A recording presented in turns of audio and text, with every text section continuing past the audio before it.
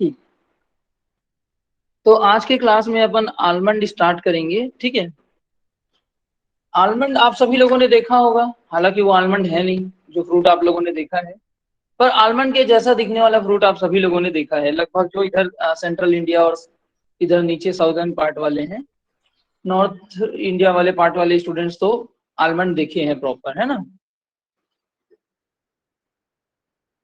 Almond अपने को start करना है। आलमंड में तीन चार चीजें हैं जो आप लोगों को जानना है। आलमंड में तीन चार चीजें हैं जिसको हम लोग डिटेल में समझेंगे, फिर बाकी तो नोट करने का ही है, बाकी तो लगभग सेम चीज है जो अभी तक पढ़े हैं। एक इसका केमिकल कंपाउंड जो एमिगडेलिन इसमें पाया जाता है वो। दूसरा ये कि एमिगडेलिन कौन सी स्पीसीज में नहीं पाया जाता है, कौन सी स्पीसीज में पाया जाता है, ये हमको समझना है। तीसरा चीज इसका ओरिजिन समझना है कि भाई कौन सी स्पीसीज से मिलके ये बना है और कौन सी स्पीसीज से इसमें सेल्फ इनकम्पेटिबिलिटी का जीन आया हुआ है। तीसरा इंपॉर्टेंट चीज इसमें है इसका बॉटनिकल डिस्क्रिप्शन, जो आप लोग को समझना है कि भाई इसमें किस प्रकार का ब्रांचिंग पैटर्न पाया जाता है। चौथा, आलमंड और पीच के बीच में लिंक। हालांकि ये चीज अपन डिस्कस कर चुके हैं, बट एक बार मैं और आप लोग को रिवाइज करा दूंगा सो दैट चीजें क्लास में ही आप लोग को याद हो जाए। ठीक है, ये तीन चार चीजें आप लोग को जानना है। उसके अलावा आलमंड में जानने के लिए आप लोगों का एक इसका प्रूनिंग है। प्रूनिंग का थोड़ा सा कॉन्सेप्ट आप लोग समझ जाएंगे तो क्लियर हो जाएगा, बहुत ज्यादा नहीं है बट थोड़ा बहुत आप लोगों को इसका आइडिया होना चाहिए। ठीक है, तो हम लोग आलमंड का सबसे पहले इसके बॉटनी से स्टार्ट करते हैं, क्योंकि बॉटनी समझना बहुत जरूरी है। एक बार आप बॉटनिकल डिस्क्रिप्शन समझ जाते हैं तो फिर क्रॉप समझना थोड़ा सा आसान हो जाता है ना। तो सबसे पहले हम लोग आलमंड के बॉटनी से स्टार्ट करते हैं। तो आलमंड का प्लांट आप सभी लोगों ने देखा होगा, है ना, या फिर आलमंड के जैसा दिखने वाला जो टर्मिनेलिया का टप्पा जिसको हम लोग फाल्स आलमंड कहते हैं, वो आप लोगों ने देखा हुआ है। तो सबसे पहले अगर अपन आलमंड की प्लांट की बात करें तो आलमंड एक टेम्परेट क्रॉप है रोजेसी फैमिली का, तो इसमें कहीं ना कहीं विंटर डोरमेंसी आता ही है। तो सबसे पहले आलमंड प्लांट के बारे में आपको ये जानना है कि भाई आलमंड एक डेसिडुअस नेचर का क्रॉप है। ठीक है, इसके अलावा आप लोगों ने देखा है आलमंड का ओरिजिन कहीं ना कहीं अफगानिस्तान, आप सभी लोगों को याद है। हमने जब पढ़ा था कि एशिया का जो इधर वाला पार्ट है, ईस्ट वेस्टर्न पार्ट है, इसमें आलमंड जो है ओरिजिनेट हुआ है, जहाँ पे कहीं ना कहीं पानी की कमी है। अब पानी की कमी है, ठंडा इलाका है, तो वहां पे कहीं ना कहीं स्ट्रेस कंडीशन है।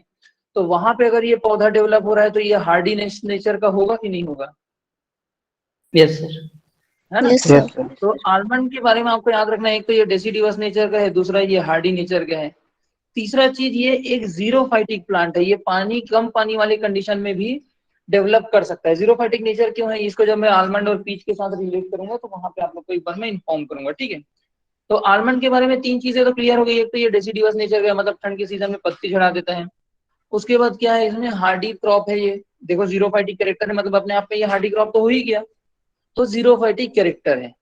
इसके अलावा अगर हम लोग आलमंड प्लांट की बॉटनी देखें तो आलमंड आप लोग जब भी देखोगे तो इस प्रकार से ब्रांचेस आते हैं, लेयर्स में ब्रांचेस आते हैं। आप लोगों ने देखा होगा ऐसे चार पांच मल्टी ब्रांच टायर। यहाँ पे आएंगे, हाँ, चार पांच ब्रांच आएंगे, फिर ऊपर जाएगा, फिर यहाँ पे चार पांच ब्रांच आएगा, फिर ऊपर जाएगा, फिर चार पांच ब्रांच आएगा।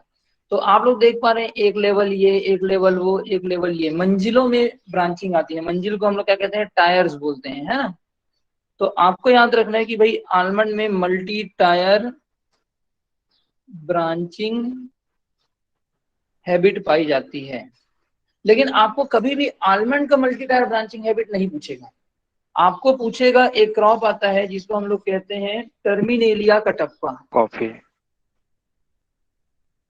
कॉफी में भी लेते हैं टायर में, पर जो मेनली क्वेश्चन है वो ये है कि टर्मिनेलिया कटप्पा एक क्रॉप आता है, लिखिए टर्मिनेलिया कटप्पा। इसको हम लोग क्या कहते हैं, फॉल्स आलमंड कहते हैं।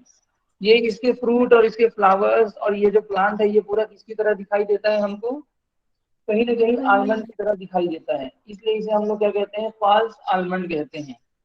ठीक है, ये जो फॉल्स आलमंड है इसे हम लोग टर्मिनेरिया का टप्पा कहते हैं। ये एक ऑर्नामेंटल स्पीसीज है। आप लोगों ने जनरली कई बार रोड साइड प्लांटेशन में आप लोगों ने आलमंड का प्लांट देखा होगा। फॉर एग्जाम्पल अगर मैं रायपुर की बात करूँ तो आईजी के भी जोरा से अगर आप आगे निकलते हैं इधर हाउसिंग बोर्ड की ओर, तो आप लोग देखेंगे यहाँ पे आजू बाजू में बहुत सारे आलमंड के प्लांट लगे हुए हैं। देखा है आप सभी लोगों ने, यस या सर। आप लोगों ने अपने सिटीज में आलमंड का प्लांट रोड किनारे यस सर। देखा ही होगा, है ना। उसमें देखते हो कि ऐसे ही टायर्स में ब्रांचिंग आती है।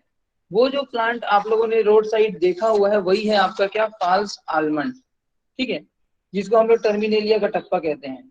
अब फॉल्स आलमंड कह रहे हैं तो आप लोगों के दिमाग में ये आ सकता है कि ठीक है सर फॉल्स आलमंड होगा, बट होगा तो आलमंड का ही एक आध वाइल्ड स्पीसीज, ऐसी चीजें आप लोगों के दिमाग में आ सकती है। पर आप लोग को याद रखना है कि ना ही ये आलमंड का कोई वाइल्ड स्पीसीज है, ना ही ये आलमंड के फैमिली को बिलोंग करता है, ठीक है।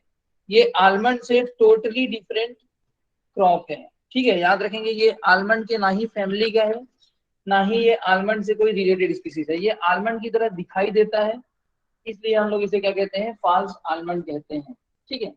एक क्वेश्चन आया हुआ था कि इसकी फैमिली क्या है, किसी को आइडिया है इसकी फैमिली क्या है?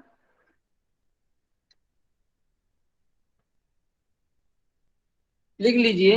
ये जो टर्मिनेलिया कटप्पा आता है, फॉल्स आलमंड जिसे हम लोग कहते हैं, ये है फैमिली कॉम्ब्रिटेसी। लिख लीजिए, कॉम्ब्रिटेसी फैमिली का ये क्रॉप है, ठीक है। याद रखेंगे कौन से फैमिली का है, कॉम्ब्रिटेसी। तो अगर इसका क्वेश्चन आता है कि टर्मिनेलिया कटप्पा की फैमिली बताइए, तो आप लोग वहां पे बताएंगे कि ये कॉम्ब्रिटेसी फैमिली का है। कोई भी रोजेसी मत टिक कर देना, ठीक है। क्लियर है यहाँ तक की चीजें? Yes sir. Yes sir. तो आलमंड से रिलेटेड सबसे पहला क्वेश्चन तो Terminalia catappa false almond, ornamental almond के नाम से पूछे, फ्लोरिकल्चर में यूज होने वाला या रोड साइड प्लांटेशन के लिए, तो ये पर्टिकुलर स्पीसीज यूज होता है। इसका फ्लावर, इसका सॉरी इसका फ्रूट, इसका प्लांट का पैटर्न कहीं ना कहीं आलमंड के जैसा मिलता जुलता है पूरा, ठीक है। क्लियर है यहाँ तक? Yes yes sir. अब हम लोग अगर आलमंड में फ्लावरिंग की बात करें, आलमंड क्रॉप की फ्लावरिंग की बात करें, तो आलमंड में फ्लावरिंग ब्रांच में भी आता है और आलमंड में फ्लावरिंग स्पर में भी आता है। याद रखेंगे दोनों ही जगह पे फ्लावरिंग आती है। लगभग 1 ईयर ओल्ड ब्रांच या स्पर में इसमें फ्लावरिंग आती है। अब देखो लगभग सारे जगह में तो हमने 1 ईयर ओल्ड में ही पढ़ा ही है, पर ये जो 1 ईयर ओल्ड ब्रांच या स्पर में जो फ्लावरिंग आती है, वो एक बार आना चालू हुआ तो नेक्स्ट 5 ईयर्स तक इसमें फ्लावरिंग आती है। कोई भी एक पर्टिकुलर ब्रांच या स्पर जिसमें फ्लावरिंग आती है, वो कितने साल तक आती है, नेक्स्ट 5 ईयर। मतलब मान के चलो ये ब्रांच में एक स्पर है जिसमें इस साल फ्लावरिंग आना स्टार्ट हुआ, मतलब ये अगले 5 साल तक फ्लावरिंग देगा। तो क्या मुझे अगले 5 साल तक इसको कट करके नया ब्रांच, नया स्पर लाने की जरूरत है क्या यहाँ पे? No sir. नो नहीं है, सर। ठीक है। तो इसे याद रखेंगे, ठीक है। तो फ्लावरिंग इसमें शूट में भी आती है, स्पर में भी आती है। कोई बोले टर्मिनली या लेटरली, तो हमेशा याद रखना लेटरली, क्योंकि हमने पढ़ा है ना प्रोनोइडी जो सब फैमिली है उसमें कभी भी टर्मिनल मिक्स्ड बर्ड या टर्मिनल फ्लावरिंग बर्ड पाया नहीं जाता। टर्मिनल हमेशा वेजिटेटिव बर्ड होता है, तो टर्मिनल पोर्शन में क्या आएगा, टिप पोर्शन में हमेशा वेजिटेटिव ब्रांच आएगा। फ्लावरिंग हमेशा क्या होगा, लेटरल ब्रांचेस में पाए जाएंगे, ठीक है। क्लियर है ये चीज? Yes sir. ठीक है, यहाँ तक क्लियर है। फ्लावर कभी कभी सिंगल में भी आता है, कभी कभी क्लस्टर में भी आता है। ये चीज भी हम लोगों ने सभी क्रॉप में देखा, सिंगल में भी फ्लावरिंग है और क्लस्टर 2 3 4 फ्लावर के क्लस्टर में भी फ्लावरिंग आती है, ठीक है। अब इसकी जो फ्लावरिंग होती है वो नॉर्मली जैसे प्रोनोइडी में देखा हुआ है वैसा ही पूरा फ्लावरिंग होता है। पिंक टू व्हाइट कलर का फ्लावरिंग आता है, पिंक टू व्हाइट कलर का फ्लावरिंग आता है। और इसमें फ्लावरिंग जो है ना जनवरी एंड तक आता है, जनवरी एंड तक। अभी तक हमने जितना फ्लावर देखा उसमें सबसे पहले फ्लावरिंग आने वाला यही है, ठीक है। तो जनवरी एंड तक इसमें फ्लावरिंग आना स्टार्ट हो जाता है, इस चीज को याद रखेंगे। Lowest chilling requirement, earliest flowering, ये सब चीज किस में देखने को मिलता है हमको, आलमंड में। क्लियर है यहाँ तक? Yes sir. इसमें भी सेल्फ इनकम्पेटिबिलिटी पाई जाती है। कौन सी सेल्फ इनकम्पेटिबिलिटी पाई जाएगी? गेमेटोफाइटिक। गैमेटोफाइटिक। अगर सेल्फ इनकम्पेटिबिलिटी है मतलब क्या इसमें पॉलिनाइजर की आवश्यकता पड़ेगी या नहीं पड़ेगी? पढ़ेगी। पड़ेगी। तो यहाँ पास आपको याद रखना है कि भाई इसमें पॉलिनाइजर की जरूरत पड़ती है 33%। एक्चुअली 15 से 33% तक आप पॉलिनाइजर का उपयोग इसमें कर सकते हैं। तो याद रखेंगे इसमें पॉलिनाइजर की आवश्यकता पड़ती है। यहाँ तक क्लियर है सभी लोगों को? यस। अब पॉलिनाइजर की जरूरत पड़ती है 15 to 33। इसमें कुछ पॉलिनाइजर वेराइटी अगर आप लोग लिखना चाहें तो IXL, ये IXL है, नेप्लस, अल्ट्रा और वारिस, ये 3 वेराइटी है जिसको हम लोग जो है as an pollinizer variety use करते हैं।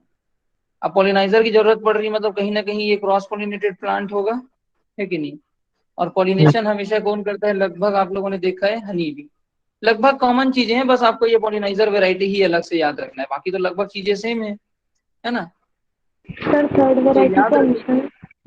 सर IXL नेप्लस अल्ट्रा वारिस।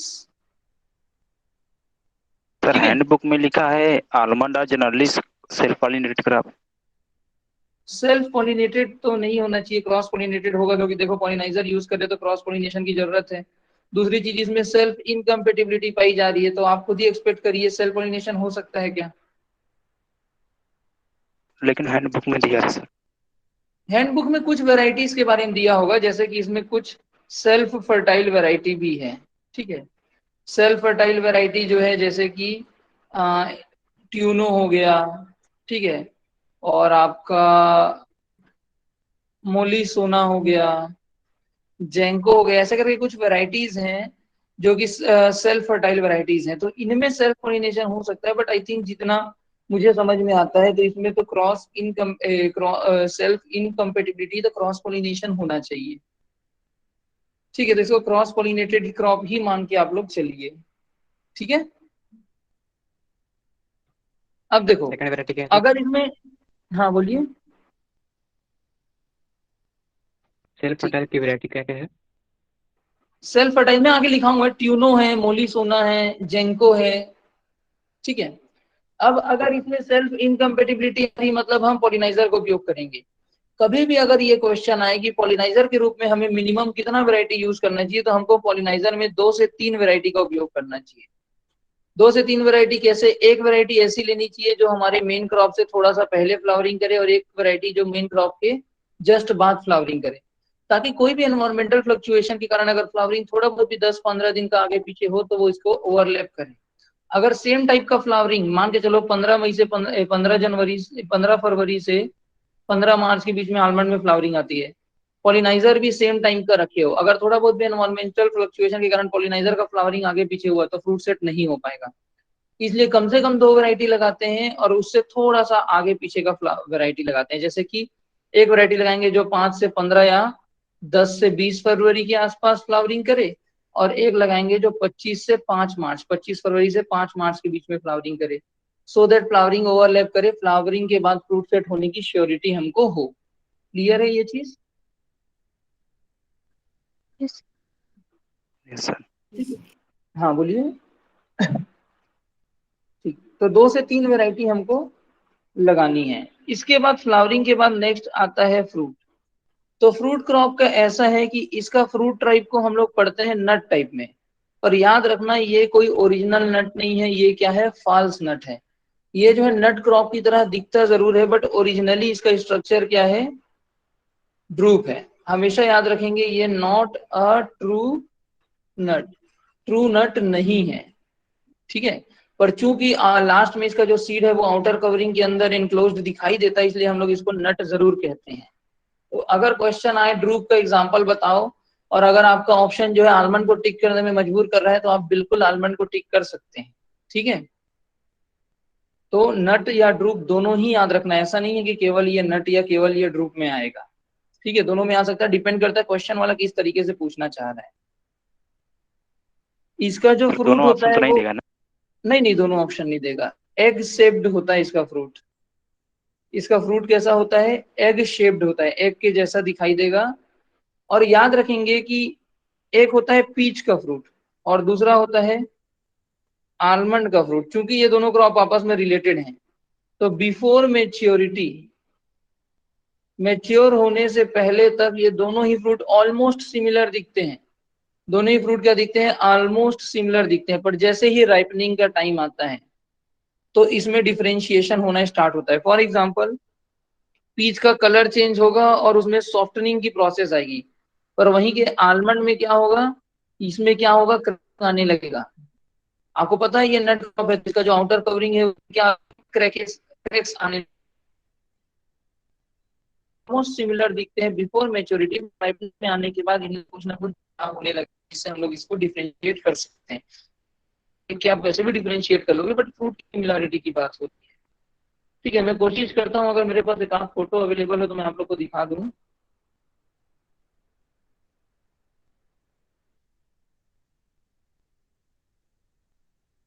ये देख पा रहे हैं आप लोग, आलमंड का फ्रूट है ऊपर और नीचे में देखो पीच का फ्रूट है, देख रहे हो, ऑलमोस्ट सिमिलर दिख रहा है कच्चे स्टेज में, पर पकता है तो इसमें इस तरीके के चेंजेस आते हैं, और ये जब पकता है तो इसमें क्रैकिंग नजर आने लगता है आपको।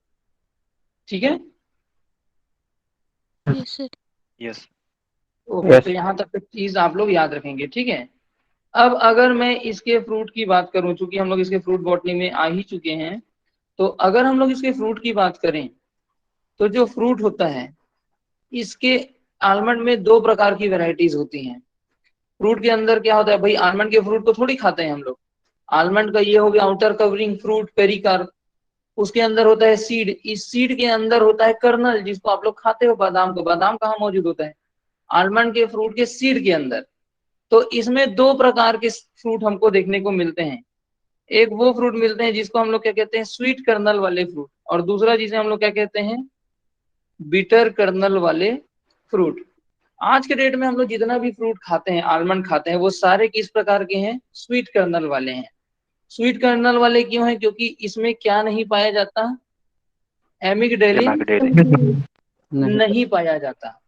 और जो बीटर कर्नल वाले हैं उसमें एमिगडेलिन पाया जाता है। तो एमिगडेलिन नहीं पाए जाने के कारण हमारी वैरायटी जो आज हम लोग खाते हैं वो स्वीट कर्नल वाली वैरायटी डेवलप हुई है।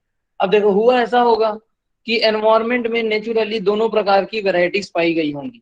ये जो एमिगडेलिन है ये एक जीन से गवर्न होता है। ठीक है, तो जिन वैरायटीज में एमिगडेलिन नहीं था, पुराने समय के इंसानों ने खा के देखा होगा, जो जो वैरायटी हमको स्वीट लगा जिसमें एमिगडेलिन नहीं था, उसको उन्होंने सेलेक्ट करके अलग से ग्रो करना स्टार्ट किया होगा, और इस तरीके से हमको स्वीट कर्नल वाली भी बहुत सारी वैरायटीज देखने को मिली।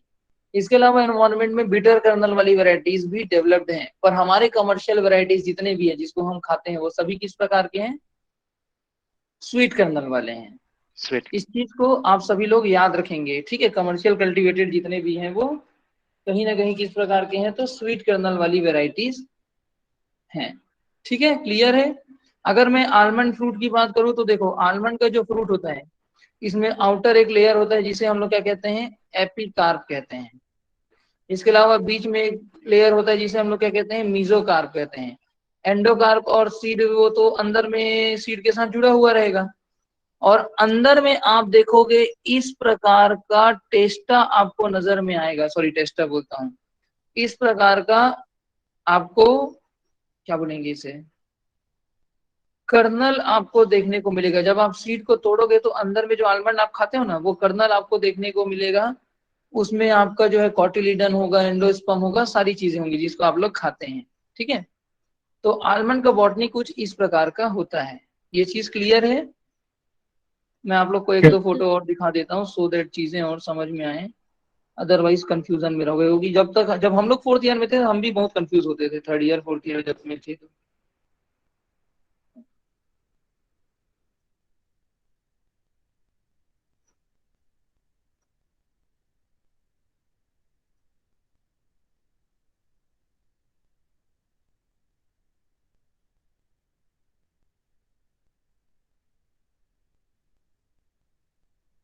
ये देखिए, आलमंड का फ्लावर दिख रहा है, व्हाइट टू पिंक कलर, ये हनी भी दिख गया होगा पॉलिनेट करते हुए, है कि नहीं।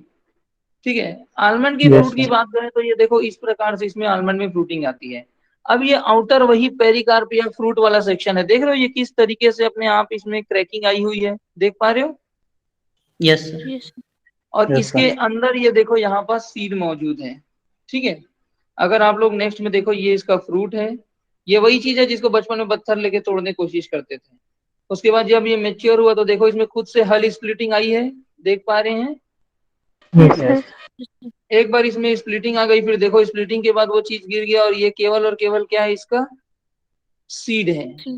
इस सीड के अंदर में जब आप लोग जो है और जाएंगे तो ये सीड जो है क्या होगा, क्रैक होगा, और इस तरीके से अंदर में, ये दूसरा नट है, इस तरीके से अंदर में जो आलमंड आप खाते हो वो देखने को मिलेगा। ये पीका नट का फोटो है। ठीक है, तो इस तरीके से आप जब इसको तोड़ते हो तो मिलेगा। आप लोग अगर कभी ड्राई फ्रूट के शॉप में जाओगे तो ड्राई फ्रूट के शॉप में आपको दोनों प्रकार का आलमंड देखने को मिलेगा। एक आलमंड वो मिलता है जो पहले से क्रैक्ड रहता है जिसमें केवल बादाम मिलता है, और एक आप लोग कभी रायपुर में गोल बाजार चौक में एक बहुत बड़ा फ्रूट का शॉप है, वहां जाके देखोगे ना तो आपको ना सीड वाला आलमंड भी देखने को मिलेगा, जिसको आप तोड़ के खाओगे, जैसे वॉलनट को तोड़ के खाते हो ना, यस यस सर। वैसे ही। ठीक है, तो Yes, sir. आलमंड का बॉटनी क्लियर हुआ आप लोगों को? Yes sir. Yes, Yes, sir. sir. Yes, sir. अब हम लोग आलमंड में हम लोगों ने ये बॉटनी वाला पोर्शन तो हमने पढ़ लिया। अब थोड़ा सा आलमंड में दो तीन चीजें और हैं जिसको हम लोग थोड़ा सा रिलेट करने की कोशिश करेंगे। सबसे पहले इंपॉर्टेंट पार्ट आता है भाई एमिग्डेलिन। हालांकि हम लोगों ने एमिग्डेलिन कई जगह पे पढ़ लिया है, बट थोड़ा सा और एक बार रिवाइज कर लेते हैं। एमिग्डेलिन क्या होता है? एमिग्डेलिन एक क्या है, केमिकल कंपाउंड है, जो कि जनरली कहाँ मौजूद होता है? सीड में मौजूद होता है, अदर में। प्लांट पार्ट में भी मौजूद होता है, बट हमारा काम है सीड में। ये जो सीड में एमिग्डालिन मौजूद होता है, सीड में मतलब क्या होगा, सीड कोट में थोड़ी मौजूद होगा, अंदर के कर्नल में ही मौजूद होगा, एम्ब्रायो में, एंडोस्पर्म में, है ना।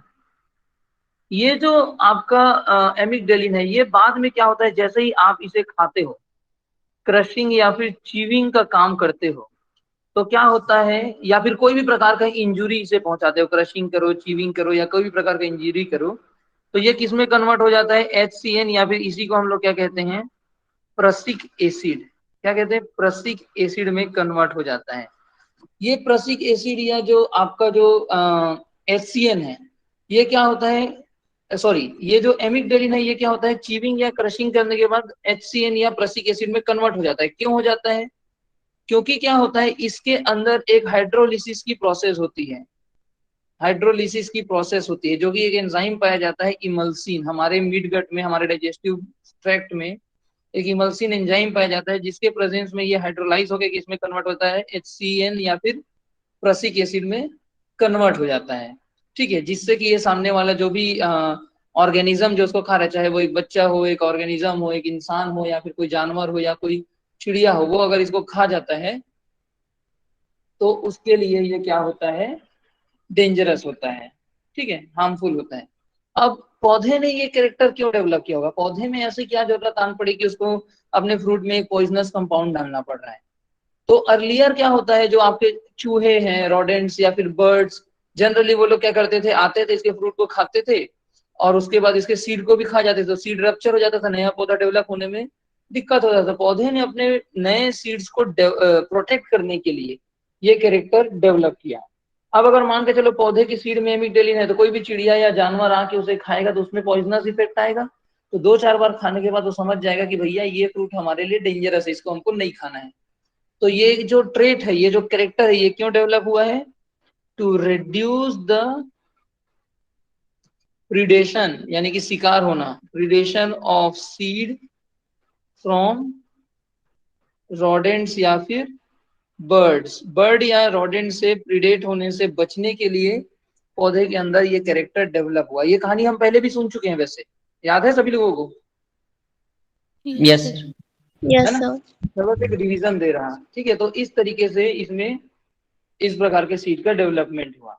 फिर क्या हुआ, धीरे धीरे धीरे धीरे धीरे धीरे कुछ म्यूटेशन हुआ होगा, कुछ सिलेक्शन हुआ होगा, कुछ ना कुछ बदलाव हुए पौधे में, और क्या हुआ, कुछ वेराइटीज ऐसे डेवलप हुई जो कि क्या थी, नॉन बीटर थी। नॉन बीटर यानी कि इसे हमने क्या नाम दिया? स्वीट आलमंड का नाम दिया। ये जो स्वीट आलमंड थे, इनमें क्या हुआ कि एमिग्डालिन जो है, जनरली आलमंड के सभी स्पीसीज में पहले एमिग्डालिन पाया जाता था, ये एमिग्डालिन इसके सीड में से अब्सेंट होने लगा, गायब होने लगा। ये किसके कारण हुआ?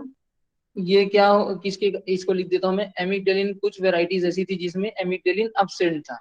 ये किसके कारण हुआ? जेनेटिक म्यूटेशन, कुछ जेनेटिक म्यूटेशन हुए जिसके कारण ये जो आपके एमिग्डालिन है वो अब्सेंट होने लगे, जिसके कारण अब ये फ्रूट जो है वो खाने योग्य होने लगा।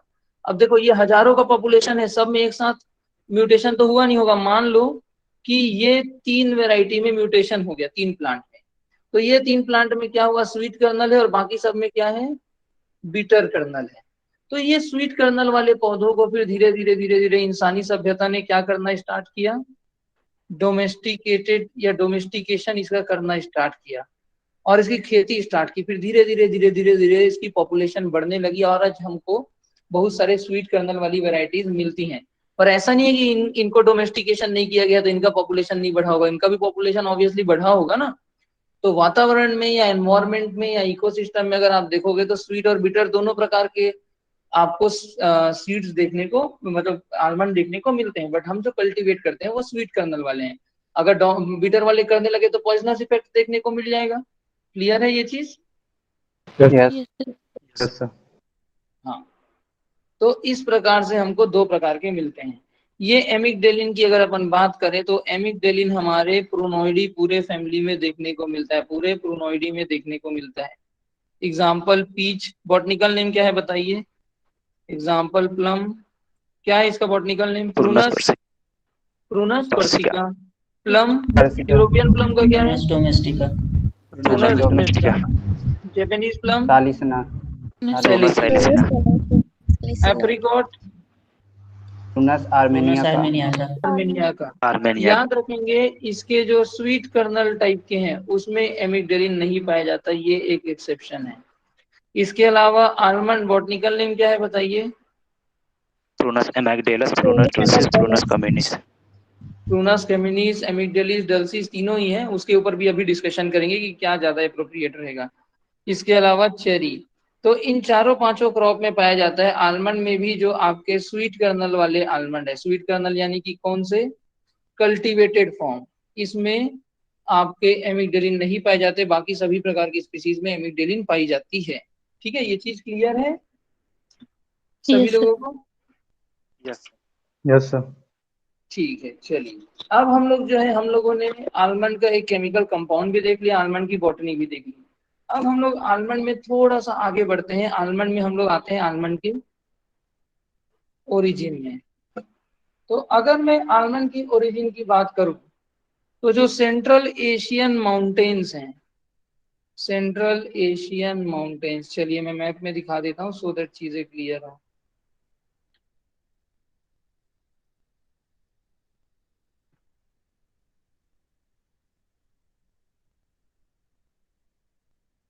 अब मैप तो याद हो गया होगा आप लोगों की, अभी भी और कुछ क्लियर डाउट रहता है कि इसमें मैप में?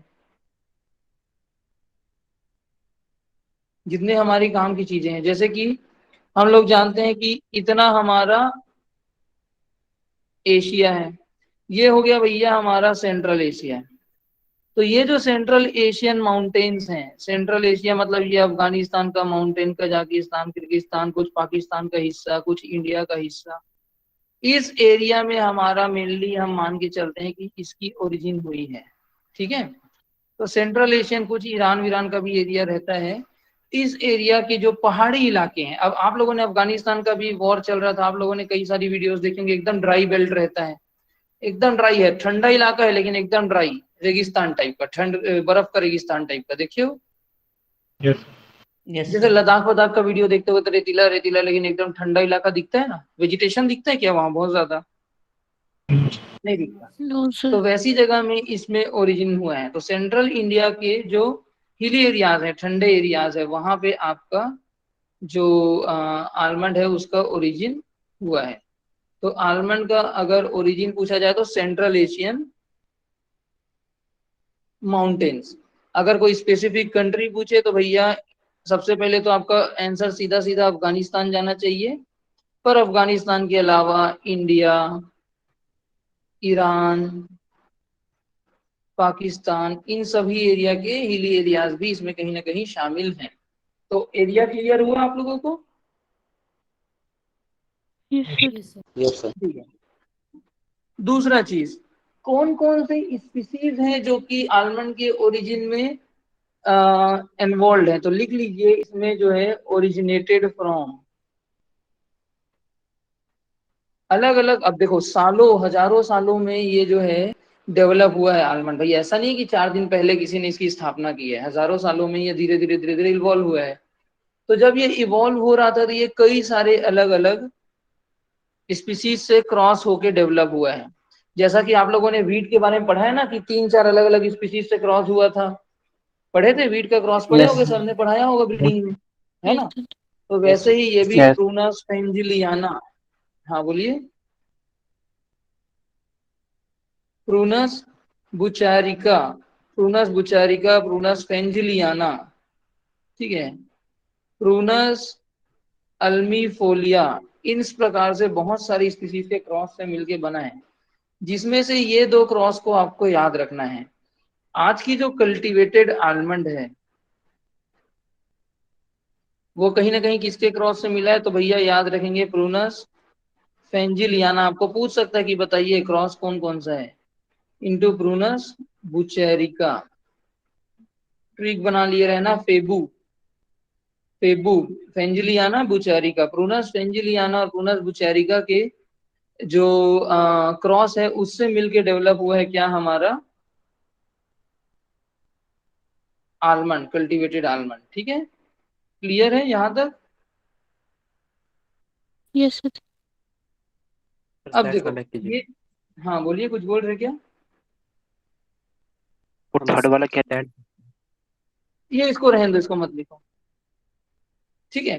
तो हमारा जो आलमंड है वो मेनली किसके किसके क्रॉस से बना है, फेंजिलियाना और बुचारिका से। अब देखो हमारा जो आलमंड है वो डेवलप हो गया, आलमंड में कल्टीवेटेड आलमंड भी डेवलप हो गया, स्वीट टाइप वाला भी डेवलप हो गया, पर अभी तक इसमें सेल्फ इनकम्पेटिबिलिटी का कैरेक्टर नहीं था। तो क्या हुआ, प्रूनस वेबी करके एक स्पीसीज है, इस प्रूनस वेबी के पोलन आके किसमें घुस गए, हमारे कल्टीवेटेड आलमंड में, जिसको हम लोग प्रूनस एमिटेलस डल्सिस या कम्युनिस के नाम से जानते हैं। और ये प्रूनस वेबी के साथ जब ये क्रॉप का क्रॉसिंग हुआ तो उसमें एक रेयर कैरेक्टरिस्टिक का डेवलपमेंट हुआ, जिसे हम लोग क्या कहते हैं, सेल्फ इनकम्पेटिबिलिटी। तो अगर आपको कोई पूछे कि सेल्फ इनकम्पेटिबिलिटी का कैरेक्टर आलमंड में कौन सी स्पीसीज से आया, तो कौन सी स्पीसीज से आया, Prunus webbii. Prunus webbii. Prunus webbii. तो प्रूनस वेबी से आपका जो है कहीं ना कहीं इसमें ये जो कैरेक्टर है वो डेवलप होके आया है। ये चीज क्लियर है सभी लोगों को?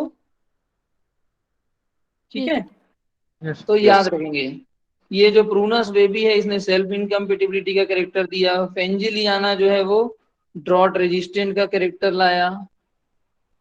ठीक है, तो इस तरीके से चीजें आप लोग याद रखेंगे। क्लियर है सभी लोगों को? Yes. यस। अब देखो एक बहुत बड़े एक अच्छे खासे साइंटिस्ट हुए, ठीक है, जिनका नाम है वॉटकिंस।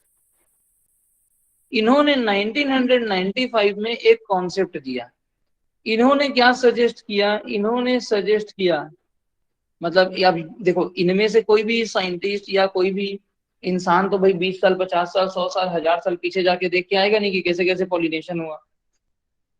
तो वॉटकिन ने 1995 में क्या सजेस्ट किया कि जो आलमंड है और जो पीच है, क्योंकि इनमें बहुत सारी सिमिलरिटीज है, बिफोर मेच्योरिटी ये सेम दिखते हैं, इनकी फ्लावरिंग, इनका जो चिलिंग रिक्वायरमेंट है, बहुत सारी चीजें सिमिलर है।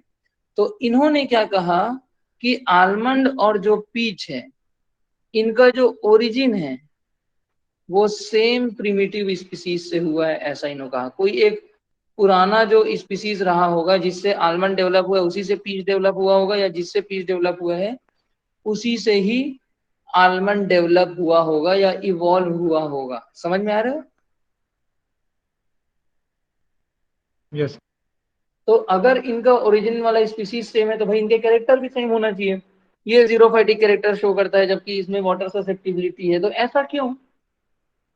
तो उन्होंने एक्सप्लेनेशन दिया कि भाई इनके जो प्रिमिटिव स्पीसीज है जिससे ये ओरिजिन हुए वो प्लांट सेम है, पर इन लोगों का जो इवोल्यूशन है, इवोल्यूशन यानी कि इनका जो डेवलपमेंट है, जब ये अपने आप को एक प्लांट की तरह एस्टेब्लिश कर रहे थे तो वो डेवलपमेंट जो है अलग अलग जगह पे हुआ है। इनका कहना ये था कि आलमंड जो है कहाँ डेवलप हुआ, आपके वेस्ट, मैं अभी मैप में दिखाऊंगा आप लोग को, साउथ या फिर साउथ वेस्ट एशिया के एरिड जोन में, एरिड कूल जोन, एरिड स्टीपेस यानी कि हाई एल्टीट्यूड। तो आपका जो आलमंड है वो इस तरीके से क्यों डेवलप हुआ, क्यों आलमंड हार्डी नेचर का हुआ, क्यों आलमंड में जीरोफाइटिक कैरेक्टर है, क्यों आलमंड की वाटर रिक्वायरमेंट कम है, क्यों आलमंड में जल्दी फ्लावरिंग आता है?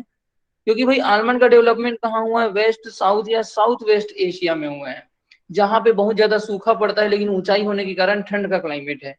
वहीं पे अगर हम लोग पीच की बात करें तो उनके अकॉर्डिंग पीच जो है कहीं ना कहीं क्या होता है, कहाँ डेवलप हुआ है, ईस्टवर्ड, ईस्ट एशिया में डेवलप हुआ। ईस्ट एशिया यानी कि कहाँ, चाइना की ओर, लोअर एलिवेशन में, इसलिए इसका कल्टीवेशन और इसके कैरेक्टर जो है अलग है। पीच जहाँ पे डेवलप हुआ वहां वाटर की फुल मात्रा में अवेलेबिलिटी होती थी, तो इसने कभी वाटर स्ट्रेस के बारे में सोचा ही नहीं, तो इसमें कोई जीरोफिटिक कैरेक्टर डेवलप हुआ ही नहीं। ऐसा किसने कहा आपका, किसने कहा? वाटकिंस। वाटकिंस। अब मैं आप लोग को एक चीज समझाता हूँ।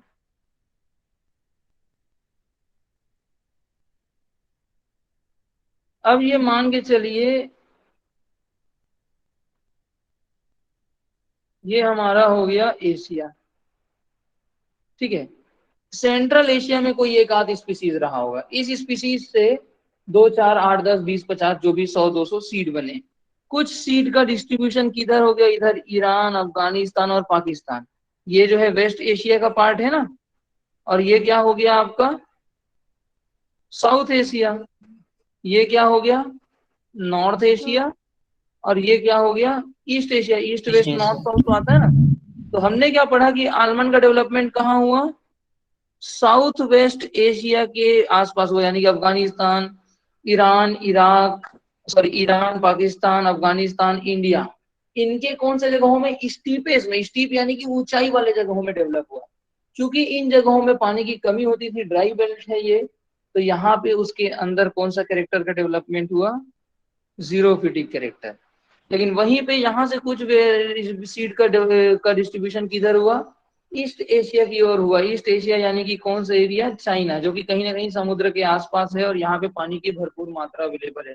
और ईस्ट एशिया में भी ईस्ट एशिया के लोअर एलिवेशन वाले जगहों में, इसलिए इसका ठंड का रिक्वायरमेंट कम है पीच का।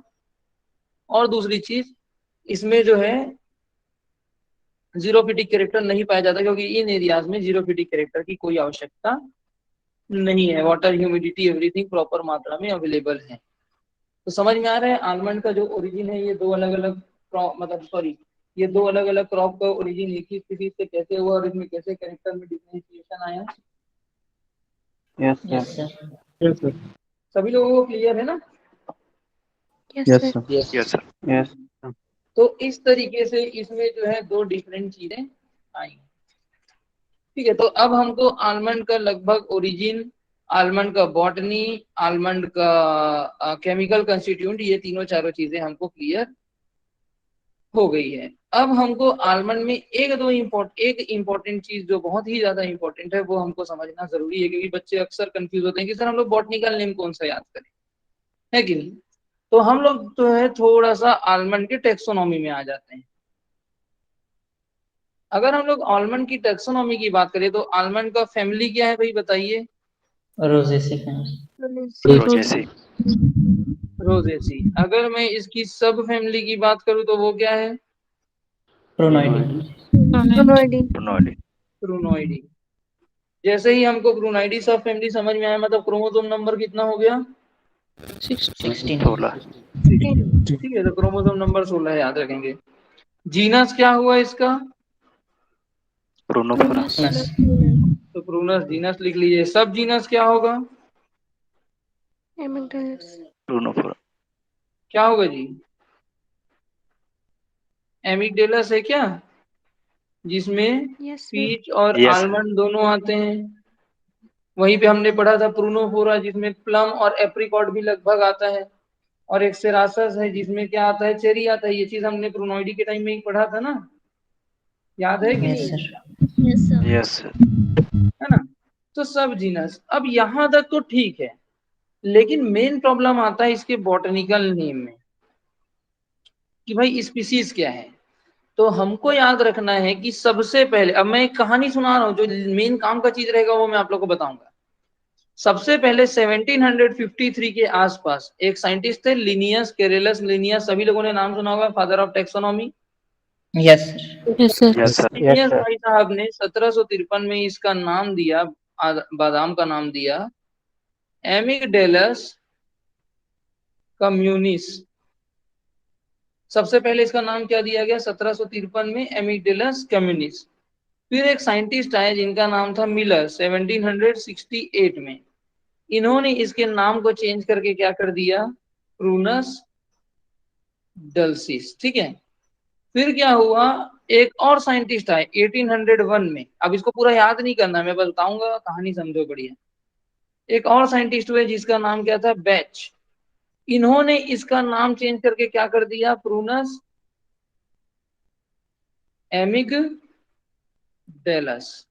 समझ लो कितने नाम हो गए, प्रूनस एमिगडेलस, प्रूनस डल्सिस और एमिगडेलस कम्युनिस। अलग अलग ईयर में अलग अलग लोग आए। 1882 में एक और साइंटिस्ट आए जिसका नाम था आर्केन गेली।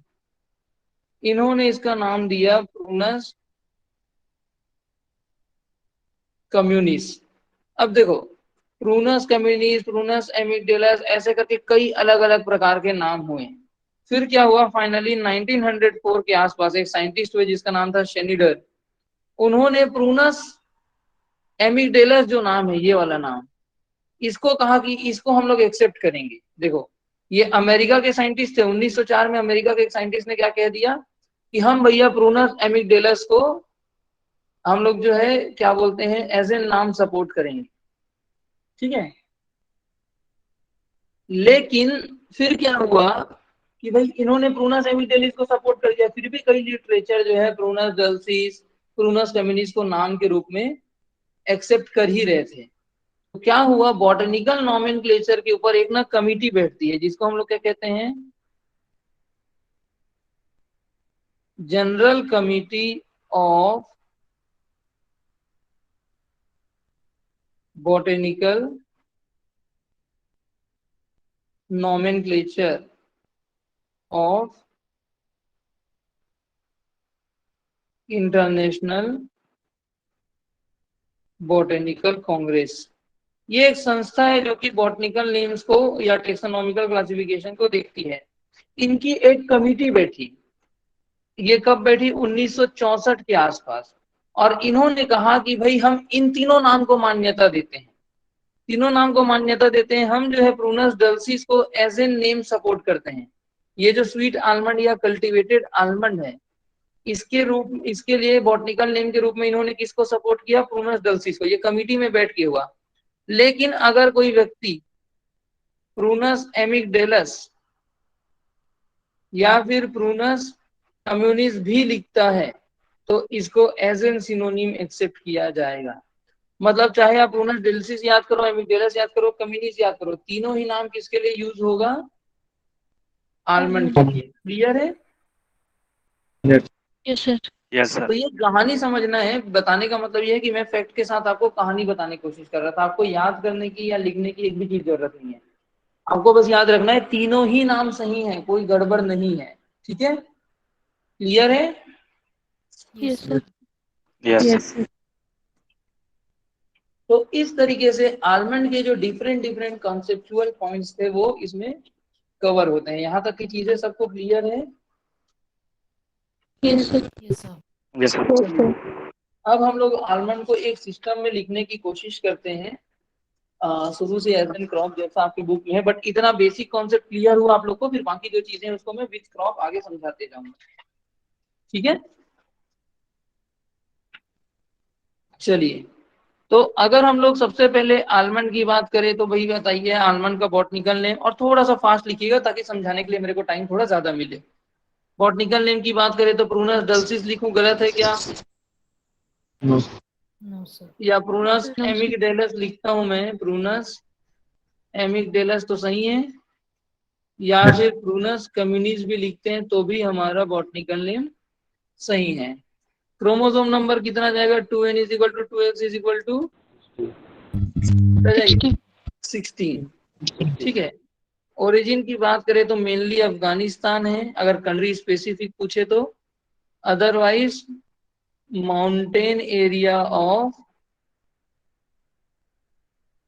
सेंट्रल एशिया, ये भी आपका कवर होता है इसमें। ठीक है। फैमिली की बात करें तो रोजेसी, सब फैमिली की बात करें तो जीनस की बात करें तो प्रूनस, Prunus. सब जीनस की बात करें तो Amygdalus. एमिगडालस। क्वेश्चन आपका यहीं तक सीमित रहता है, लेकिन ये तीनों चीजें आपको अपने रिलेशनशिप डेवलप करने के लिए जरूरी है। ठीक है, यहाँ तक क्लियर है सभी लोगों को? Yes, sir. ठीक है, ओके। इसके बाद क्या बोलते हैं कि याद रखेंगे ये अपना डेसिडुअस मेंबर है, इसमें तो कोई डाउट नहीं है ना, किसी को लिखाने की जरूरत जहां तक है नहीं। ठीक है, अगर हम लोग बोले कल्टीवेटेड आलमंड किसका किसका क्रॉस है, तो किसका किसका क्रॉस है भाई? फेबू याद है? Prunus Yes, yes, sir. Pronouns सेंजिलियाना Vangeliana, pronouns Buchari. बुचारिका। सोर्स ऑफ सेल्फ इनकम्पेटिबिलिटी कहाँ से है? Prunus baby. Prunus Bonus baby. Baby. Baby. है ना, ये जो है आपका सेल्फ इनकम्पेटिबिलिटी के लिए था। फर्स्ट टू ब्लूम, सबसे पहले फ्लावरिंग इसमें आती है। ठीक है, याद रखेंगे जनवरी एंड में या फिर फरवरी में। इसके तुरंत बाद कौन आता है? Followed by peach. पीच में आता है फरवरी फर्स्ट वीक में, याद है? Yes, sir. Yes, sir. ठीक है, तो ये चीज आप लोग याद रखेंगे। यहां तक क्लियर है?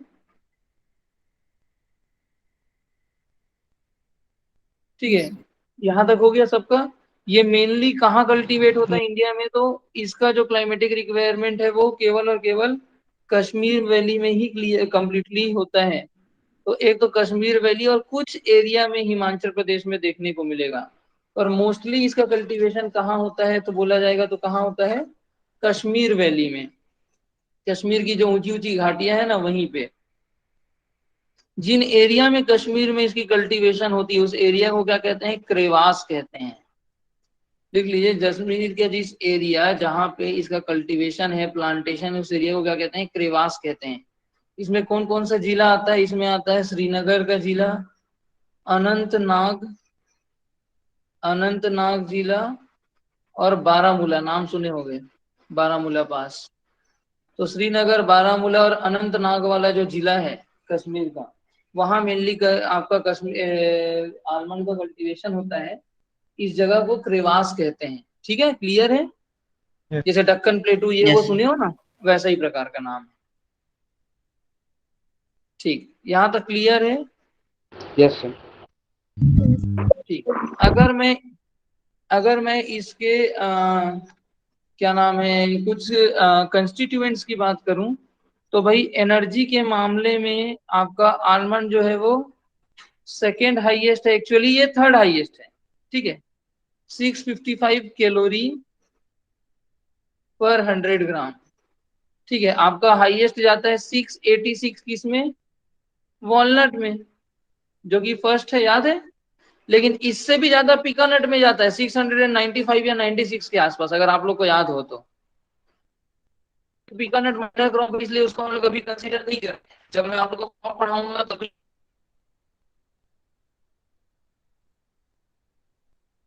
सर वॉइस ब्रेक हो रही है। और ये थर्ड हाईएस्ट होगा, काउंट करते हैं तो हाई वॉलनट में, और जाता है किसमें? आपके आलमंड में। और वॉइस ब्रेक हो रहा है। सर वॉइस ब्रेक हो रहा है। वही अगर हम लोग इसके फैट की बात करें, वॉइस ब्रेक हो रही क्या अभी? Yes, Yes, yes. sir. रुक जाइए, 2 मिनट रुक जाइए, वो थोड़ा सा ठीक हो जाएगा। फ्लक्चुएट हो रहा, ये सिग्नल दे रहा। 1 मिनट वेट कर लेते हैं। चलो मैं भी थोड़ा पानी वानी पी लेता हूँ, ब्रेक लगेगा। आप लोग भी पानी वगैरह पियेंगे, पी लीजिए। 1-2 मिनट वेट कर लीजिए, तब तक नेटवर्क ठीक हो जाएगा।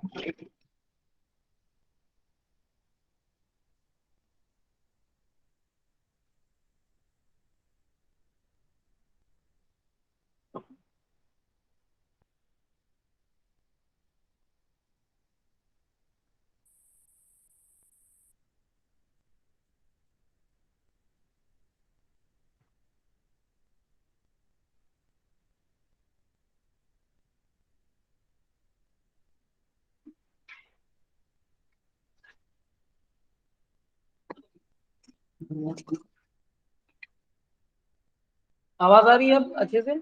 Yes, sir. Yes, sir. जैसे ही प्रॉब्लम होगा बता दिया करिएगा, ठीक है। तो हम लोग कहाँ थे, फैट कंटेंट। अगर हम लोग सिमिलरली फैट कंटेंट को देखें तो हाईएस्ट फैट कंटेंट 64% किसमें देखने को मिलता है, वॉलनट। लेकिन इससे भी ज्यादा देखने को मिलेगा आपको पिकानट में, आई थिंक 70 के आसपास परसेंट है, 72 या 68% आसपास, वो मैं पिकानट में कंफर्म कर दूंगा, ठीक है। सेकेंड हाईएस्ट की अगर अपन बात करें तो किसमें मिलता है, आलमंड में। आलमंड में कितना परसेंट देखने को मिलता है फैट कंटेंट, बताइए। 54%, यानी कि 54 ग्राम पर 100 ग्राम आपको क्या देखने को मिलता है, आलमंड में फैट परसेंट। क्लियर है ये चीज, तो थोड़ा नीचे। आवाज आ रही ना। इसके अलावा प्रोटीन की बात करें तो 19 ग्राम पर 100 ग्राम, और कार्बोहाइड्रेट की बात करें तो 21 ग्राम देखने को मिलता है। क्लियर है यहां तक।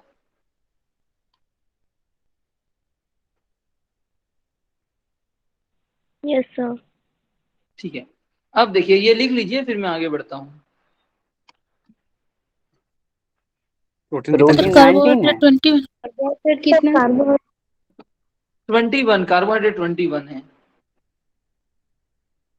सर प्रोटीन प्रोटीन 19 ग्राम।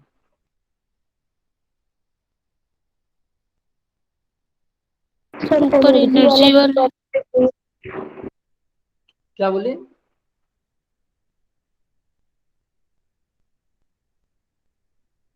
क्या बोल रहे हैं। एनर्जी वाला एक बार और बताइए। एनर्जी ये सेकेंड हाईएस्ट है, 655 किलो कैलोरी, 655 कैलोरी लिख लीजिए।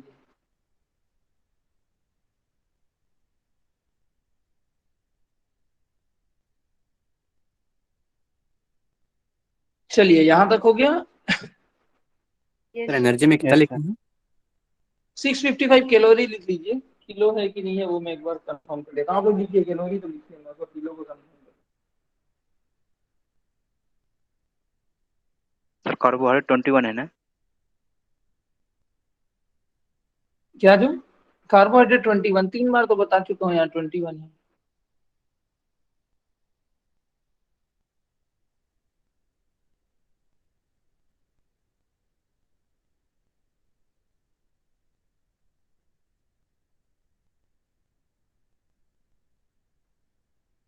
हो गया। हो गया। हो गया यहाँ तक। Yes sir. Yes, Yes. sir. ठीक है, चलिए कैलोरी है वो, कैलोरी ठीक है, किलो कैलोरी नहीं है वो, कैलोरी है तो कैलोरी ही लिखेंगे। ठीक, अब देखिए, अब हम लोग स्क्रीन नजर आ रहा है। Yes, सर सर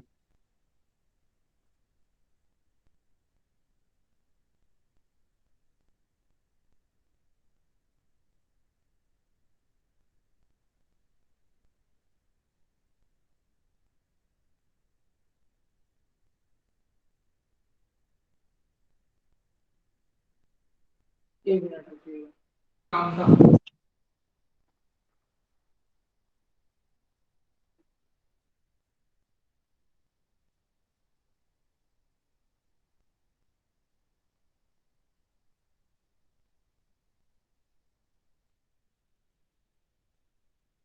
ठीक है, मैं ये क्लास को यहीं पे ब्रेक कर रहा हूँ, इसमें से स्क्रीन गायब हो गया है। मैं तुरंत लिंक भेज रहा हूँ, आप लोग तुरंत ज्वाइन कीजिएगा, ठीक है।